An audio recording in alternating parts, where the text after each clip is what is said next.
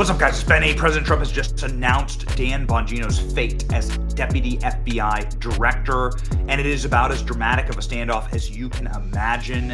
It is because of Dan Bongino walking off the job at the FBI that we saw the absolute breaking of the administration over the Epstein saga crisis PR nightmare that is currently ongoing and smoldering inside of the Trump administration. Right here, starting on Friday, where Dan Bongino left his post at the FBI, threw down the gauntlet and said, "I will not be working with Pam Bondi. It's her or me."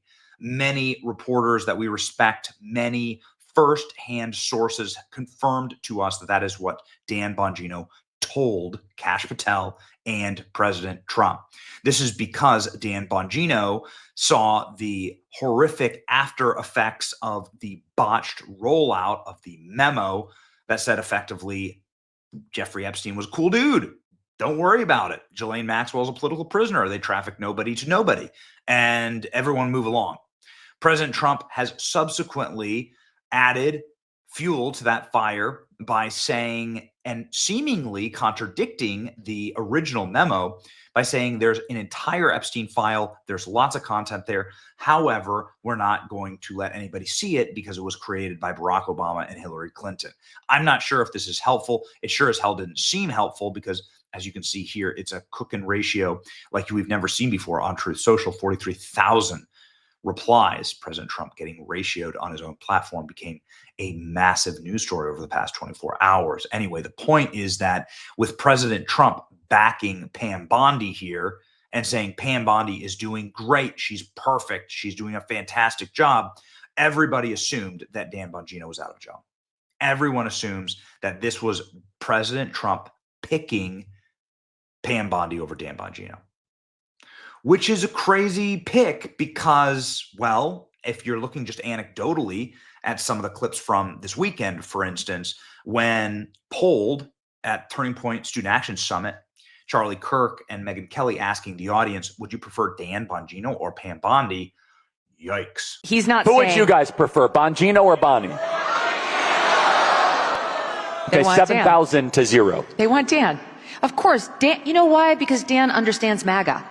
Dan's part of the MAGA movement. Dan's been an important piece of it and a mouthpiece for like really important ideas and an advocate and a fierce warrior. He's been in the trenches. I mean, with all due respect to Pam Bondi, she's been in Florida. She represented the president. It's nice. But do you think she really gets MAGA? I don't think so. She wouldn't have behaved this way if she did. And now it's a time for choosing.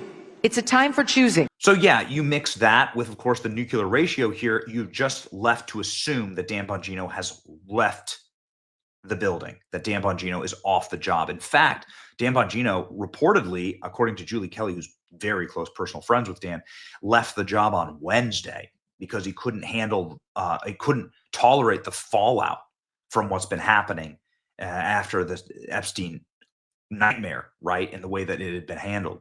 Julie Kelly speaking to this, saying it's sadly and unnecessarily gone from a debacle to a disaster to a crisis, now to a scandal. Heads have to roll over this, and they must release everything. And given the expectations created by the administration, I don't see any way around it. What an infuriating waste of political capital. So many other productive things that could have been happening and need to happen right now.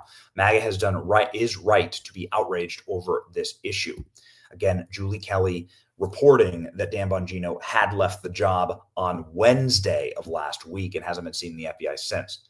Well, here we go, Julie Kelly, from this afternoon. It appears there may be some progress towards a detente, meaning peace, in the Bondi-Bongino dispute.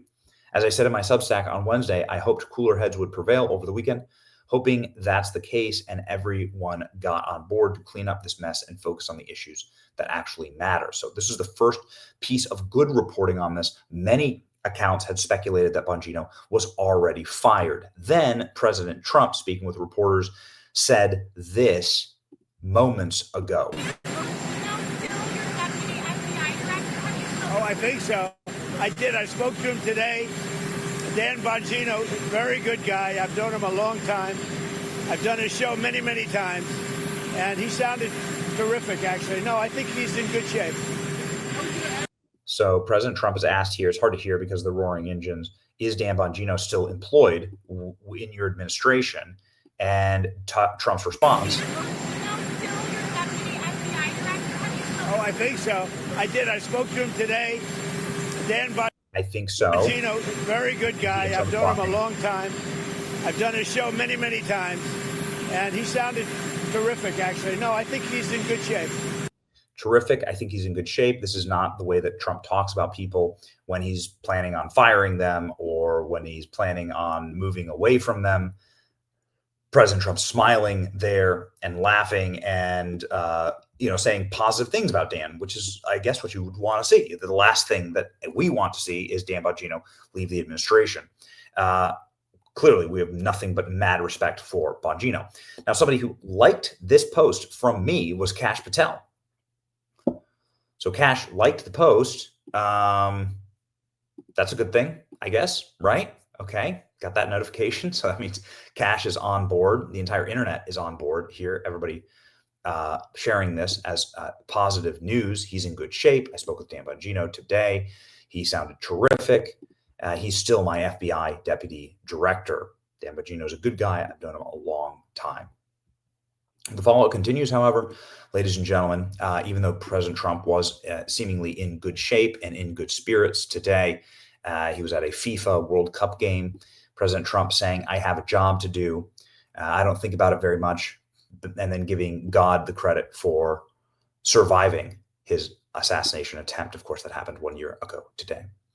Matt Walsh coming back from vacation, I think summing it up really nicely here. I've come back from vacation and learned that Epstein wasn't an international child sex trafficker, even though he was arrested for that. There was no client list, even though the attorney general said it was on her desk. That he did kill himself, even though the video proving it was edited.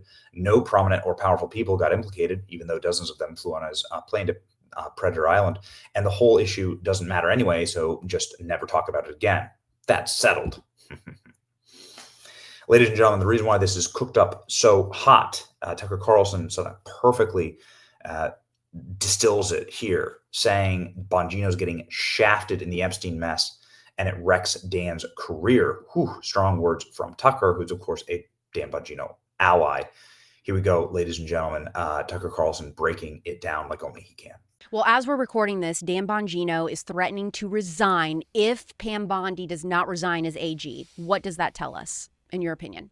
Well, it tells us that Dan Bongino got shafted, completely shafted. And I'm saying this as a friend of his and someone who respects and likes him, but also just as an observer, an informed observer of it.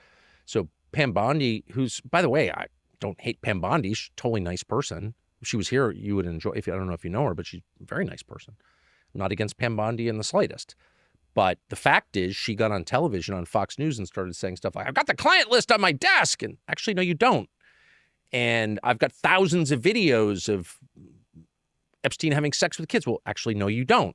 Most of the material was commercial porn taken off his computer. Like, that's just not true. Why did she say that? Probably because she's insecure and she's trying to please the audience, I would expect. Do you think Dan is upset because his integrity is being questioned now over her mistakes? Oh, my gosh. So you're Dan and you're a media figure and you've got one of the biggest podcasts in the country and you're making tons of money and you're having a great time, which he was. You just built this brand new studio in Florida. You work with your wife, who you really like, which she does. And you get the call saying you'd be deputy FBI director. And you're like, I love Donald Trump. I love this country. I will, cut my pay by, into a tenth of what it was. And I will leave my house and move to D.C., which is a kind of prison sentence itself. And I will do this because I love the president. I love the country. And you're there a few months. And all of a sudden, everybody thinks you're covering up Epstein's crimes. And it kind of wrecks Dan's career. Like, he can't go back. It's going to be very hard at this point. I mean, things may change, but as of today, pretty hard for Dan to go back to his podcast audience and be like, I'm telling you the truth, when they all think that he's covering up for Epstein. Who did that? Pam Bondi did that. And I don't know that she did it on purpose. I'm assuming not. I don't think she's a mean person. I've never gotten that sense. But for whatever reason, she went out there and said things that were not true, that she could not back up. And then they issued this memo thinking that it would clear everything up. That was embarrassing. And I guess they're just so dumb, they didn't realize that if you tell everybody you have the tapes of these crimes and then you issue a memo saying you're not going to prosecute anybody for the crimes, what are you saying? I'm covering up for the perpetrators of these crimes. Duh. They have no one with an IQ over 80 over there to read the memos? Are you kidding? I'm not exactly sure how that happened, but I do know that it leaves a guy like Dan in a horrible position. Yeah. And he loves Trump. And I don't think Trump had any knowledge of any of this at the detail level. And so he doesn't, what do you do if you're Dan Bongino? I feel for him. What is Trump going to do? I don't know. I do think that I think they know that they have to do something. I think it's absolutely fair to ask, to what extent was Epstein involved in a foreign intelligence operation on our soil? This is our country. This country doesn't belong to any foreign country. Okay, this is our country. I was born here. I pay taxes here. So if some foreign country, I don't care if you claim it's our ally or not, is running an intel operation on my soil, I have a right to know what that was. And don't make me feel like I'm some kind of Nazi for asking. I'm an American. I have an absolute right to know that. And they're clearly, that is what is being covered up because it makes everyone so uncomfortable.